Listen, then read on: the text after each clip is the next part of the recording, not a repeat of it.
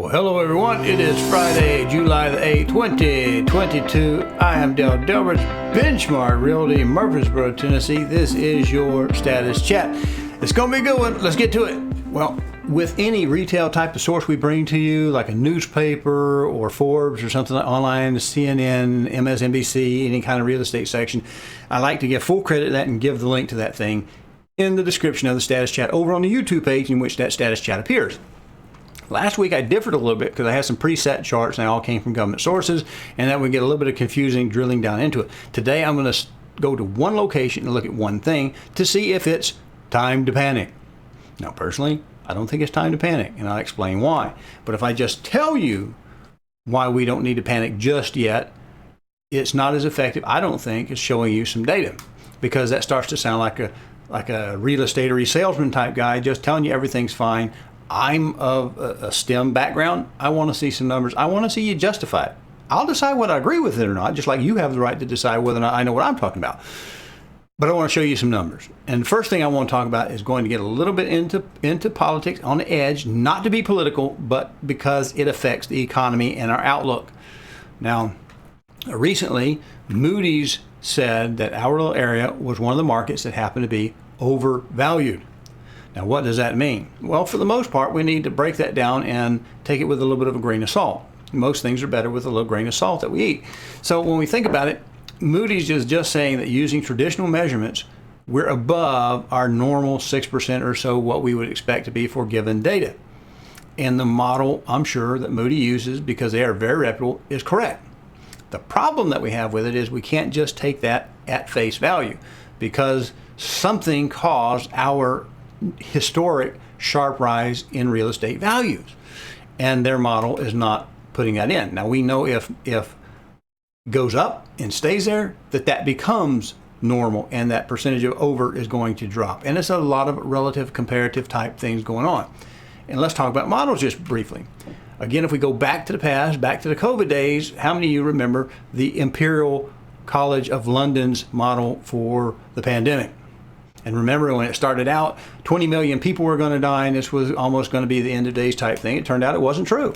And then to kind of save or keep things going, they kept trying to force the data, manipulate the data so that it fit the model, made the model more accurate. The fact was, the model was just wrong.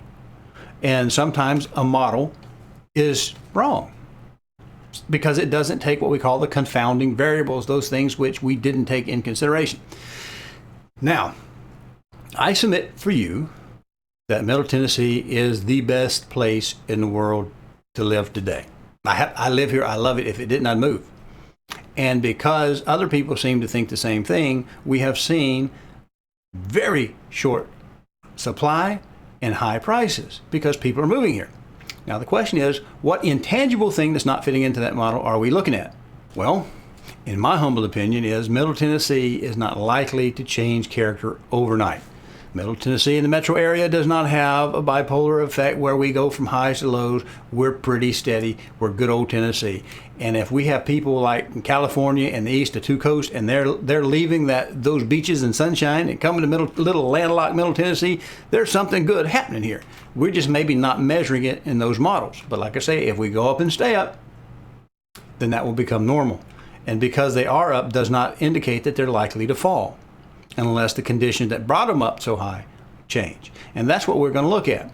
Because again, if you can accept that models are not always right because they don't have all of the information, they don't consider all the right stuff, now we can move into what we can see today. And again, the question is, should we panic? And we do have some challenges coming up. And the thing about that is, we have to be ready for them. You can't, never could. Today is better than tomorrow, and tomorrow is better than never. In a very realistic sense, most people's wealth, the average American's wealth, is tied up in their home ownership. Without a home, most people are relatively poor. Most people's retirement are mostly made up of their home, or their homes have had multiple ones, and maybe some retirement income, some other things. But for the average person, their home is their value. And if you can't get off a rent into ownership, it's hard to start building that equity. Now, real estate type people get all real estate-y and salesmen and they like to throw out that expression that rent is 100% interest. And that's not true. Rent is rent. Rent is housing that's fairly fluid and fairly mobile. If you're moving and jumping around, upperly mobile type thing, maybe where you might relocate, renting is a good option for you in the short haul. But if you buy, you have a chance to start building that wealth. Well, let's go look at the Federal Reserve Bank in Atlanta, which is where I got this pulled up at. And I will warn you ahead of time, there might be something that looks a little scary, so we have to look at this in context. We have to look at things relative. Again, we know that maybe Middle Tennessee may actually be the number one, certainly in the top 10 destinations in all the United States. We got something special going on, and that's not likely to change overnight. Now, we are faced with inflation, but so is the rest of the nation. We're facing higher interest rates, so is the rest of the nation. So we're at the Federal Reserve Bank, and this thing is called the Home Ownership Affordability Monitor. And we might see something that looks a little scary if we don't know what we're looking at. So let's keep our heads about us and go all Rudyard Kipling and do the if. If you can keep your head about you, you'll be fine. Now look at this. We're currently sitting, this is national affordability. This is the national affordability. We're sitting at 72.8. Well, we've never been there before. Well, actually, we kind of have. Come over here at the very bottom of it, we were more than that. So we can see that we're 71% back in the dip. But this is 2007, this is before the crash, and we see that we rose through the crash, and we got a little bit better, and then we went positive for a while, and it really kind of doesn't matter because this is the past. Where are we today? Well, this looks really scary looking at how quickly things dropped off, but this is just relative really to 30% of your income. This is going to break down about 30, your mortgage being about 30% of your available money coming in. And as the prices rise, which includes taxes and everything else, it gets a little bit worse. It gets a little bit more expensive to own a home. But if you don't own a home, what do you got to do? You're going to be renting somewhere, and then you're going to be paying somebody else's mortgage off. Well, let's look at the national average on the Home Affordability Monitor. It says that with all your things, your taxes, your insurance, your principal and interest, that the median is $2,350 is your house payment for a median home price of $368,000, almost $369,000. That's average, and that says that's figured at a 5.1 interest rate. Now we're up to 5.7 now, and so that's going to raise this. It's going to make a home a little less affordable, right? Well, that's not a good thing. Well, it's not the end of the world either. And you just need some context. You need somebody to help you with the context to say, okay, we know that's going to happen. As interests rise, homes become less affordable because our interest rates and our inflation are rising higher than our incomes. You can shake your head and be upset about it. It's just the way it is. So we can keep an eye on that when we search for a home or we look to sell your home. Doesn't mean there's not going to be anyone out there to buy it. And I'm going to prove that point in just a minute. Now, we look at this and we see this big scary graph that just shows that we've had a rapid change. Now, I'm going to change this from national affordability to national versus metro share. And I'm going to change this to Nashville so we get our area. Nashville, Davidson, Murfreesboro, Franklin, Tennessee. And what does it say? It just says we're sitting right now, for like the first time since this chart shows, that we are now at national average in affordability. Well, that's pretty sweet.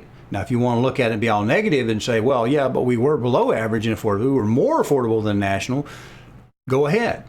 But that's in the past. Now we're at the national level. So we're no worse off than the average place in the United States, and we're in Middle Tennessee. So isn't that something? Let's look what our numbers are. Our numbers say that year-over-year payment has changed by $877 because of all the factors combined. Now, if your home value goes up, your taxes go up, your insurance goes up. So those three go hand in hand, so it's like a triple whammy. Our interest creeping up is going to affect our affordability. So that's one reason why I say, quite honestly, I don't want to sound like a real estate guy, but the fact is, now is a good time to buy or sell. Because if things were to really get out of whack, it's going to be harder to find qualified buyers if you're a seller. And if you're a buyer, it's going to be really hard to reach up and grab that price that people want for their homes that you want to buy. So now is a good time to buy. And again, people will say, well, rent is 100% interest. It's not. You're not building any wealth, but you have that fluidity. You're able to move here and there when you can go. And sometimes you just don't have a choice because you can't quite get on the housing ladder. But if you want to build wealth, that's how you do it. Most people in the United States, their wealth is tied directly to home ownership. That's what makes America unique. We are the most affordable place to buy a home is the United States of America. So we have that, it's a fact. If you want to build wealth, you want to build towards your retirement, home is a way to do it. All in all, it's not risk-free, but it is a good place to start. Let's go back over and look at that panel again. So we're at national average. We're not below average like we were for a long time, but we've not seen the influx of people and the shortage of houses to buy. We're up high at this moment. Well, let's just see how we compare to these places now. We've talked briefly in past status chats about people want to come to Tennessee. We're landlocked. We don't have any beaches. There's still something going on. We're in a non-income tax state. We don't have a lot of violent crime. We don't have a lot of social problems. We haven't legalized marijuana. We have a lot going for us that other parts of the country don't have. And that's why they're coming. So let's look at how their situation is. We might think that somebody licked the red off our candy and we're suffering for the first time in the whole world because our affordability index is at 41%. Well, let's go ahead and check some places in California where a lot of our people are coming from. Riverside. I know everybody's heard of Riverside. All right. Go over here. We've picked it up. Riverside, San Bernardino. Look how much higher they are than we are. Do you not see that we're a bargain? So from someone coming, say, from California, they look at it and go, oh my gosh, you're at 41%? you're at 40. How much more affordable is a home on the national average, which we are at that level, right? We're there. So how much more affordable? I'm just going to leave the national up because we are at the national level right now. So they're way above it at 54%. Well, let's pick somewhere else in California. All right. Let's do Bakersfield. Do we have a Bakersfield up here? Yes, try Bakersfield. It's at 47, a little bit more affordable. Let's try another place in California. Okay, let's try St. Louis Obispo. God, wow. Can you see that? Can you see how high that is? People have been owning homes in California with that level of unaffordability. It can be done. We're just now at average, national average. No better, no worse now. We're at average, but yet we've seen the phenomenal home value growth jump in our area. So I'm sort of thinking that we are at our new normal now. Now there's some things that can disrupt that, sure, but I think we're in pretty good shape, and now is the time to go. Let's go back over that screen. Let's see if we can. I don't want to just, like, I'm cherry picking some stuff here. So let's go to where would be another good place in California, because California is a huge state, and a lot of people are coming there from, which is the reason I'm spending so much time in California. Try somewhere else in California. Let's see. Santa Maria, Santa Barbara. Let's try Santa Barbara. It's 65%. Are you smelling what I'm cooking? That's what I'm asking. Are you getting what I'm laying down? I think interest rates are going to go up. I think that's assured. I saw a notification said that we're going to go up sharply. So I just think that makes it a good time to buy or sell now. If you're selling, people have to qualify for that. A good source of qualified buyers are going to continue to flow in from the blue wave states. People are coming down here and they're staying in. I had, during the pandemic, I had several people who where I was around had friends in Michigan and other places, and when they came down during the middle of it, they're like, y'all not wearing masks, and you're not restricted from driving, and you don't, and all this weird stuff that was going on, and you can travel, and there's no refrigerated carts full of the past. Wow. And then they started to feel a little bit resentful from where they were living, and they just, we're Middle Tennessee. They love it. We're good people. They're moving in. I don't see that the type of environment they are living in changing. If they can afford to leave, I think they're relocating to a couple of states, and we happen to be a big one. Now, it does put a challenge for buyers, because now you're still going to be competing with them in the environment of a higher interest rate coming at you. So what do you need to do? You need to call Dell to sell, call Dell to buy. You need to get in this market now, I think, because I think it's just going to get a little bit more challenging. And even if we see home prices coming down, you're still going to get your monthly payment drifting up because of the interest. So what are you waiting for? I hate to say it, but rent is sort of like 100% interest. You're not getting anything from it but shelter. You have a little bit of freedom to move around a little bit more, where a home you have to put down some roots. But this is not the end of the world. It's not time to panic. We're still going strong. Yes, we're seeing some reductions in some other things. That's just the market doing what the market does. It's doing its little market dance. So get with me and let's get this done.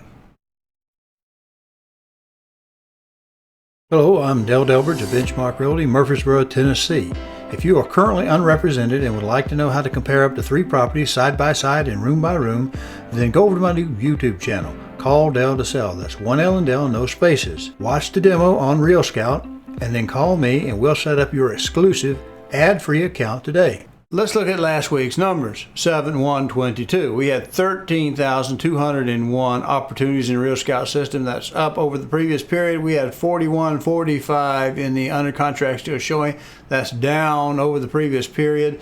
We had 31% ratio between the two of them, and that ratio is actually down 2 percentage points from the previous period. This week, 7/8/22, we have 13,977 opportunities in that Real Scout system. That's up again over the previous period, and 4207 was a slight tick up from the previous number at 4207. That's 30% was the ratio between those two, and it decreased by a percentage point in that 1 week's time. Now, you know what you got to do?